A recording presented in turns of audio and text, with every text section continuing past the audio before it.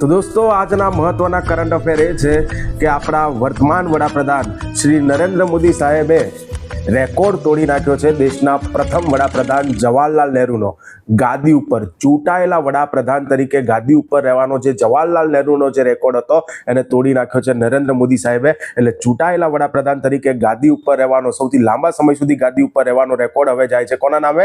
નરેન્દ્ર મોદી સાહેબના નામે. મોદી સાહેબને ખૂબ ખૂબ શુભકામનાઓ. આવા જ જવાહરલાલ નહેરુના બહુ બધા રેકોર્ડ તમે તોડ્યા કરો. એમણે જે મોટા મોટા સંસ્થાનો ઊભા કર્યા એના કરતાં મોટા મોટા સંસ્થાનો તમે ઊભા કરો, એવી તમને શુભકામનાઓ.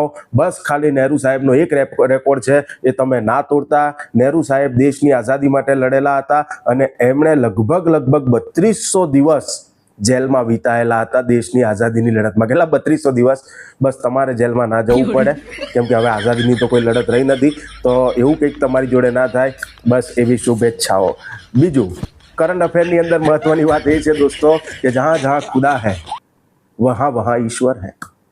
જહાં જહાં ખુદા હૈ વહાં વહાં ઈશ્વર હૈ.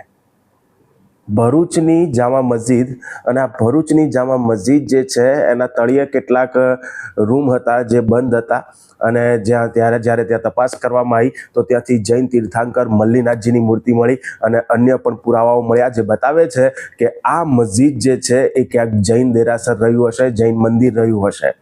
ઓકે, તો ભરૂચમાંથી આ જૈન દેરાસરના પુરાવાઓ મળી આવ્યા છે. ઓકે, મલ્લીનાથજી જૈન ધર્મના 19મા નંબરના તીર્થંકર છે, જે એકમાત્ર સ્ત્રી તીર્થંકર છે. જોકે અહીંયા પણ વાદ વિવાદ છે, કેમ કે શ્વેતાંબર મત એવું માને છે કે મલ્લીનાથજી એક સ્ત્રી તીર્થંકર છે, અને જૈન ધર્મનો દિગંબર પંથ એવું માને છે કે ના 24/24 પુરુષ તીર્થંકર છે.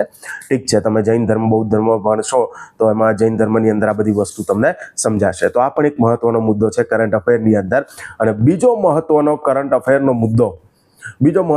અફેરનો મુદ્દો છે કે ફીફા વર્લ્ડ કપ યોજાઈ રહ્યો છે. અને યાદ રાખજો કયા 3 દેશમાં યોજાઈ રહ્યો છે?